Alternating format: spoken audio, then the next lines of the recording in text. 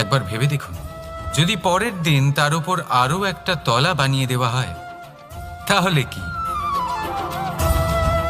এই ছাদ, যার নিজের উঁচু হবার অহংকার ছিল, যে সব থেকে ওপরে ছিল, সে এবার পায়ের তলায় চলে এসছে। এটাই হয়ে থাকে। মনে কখনোই অহংকার পোষণ করবেন না। যদি মনের মধ্যে কিছু রাখতে চান, তাহলে প্রেমের ভাব রাখুন, স্নেহ রাখুন।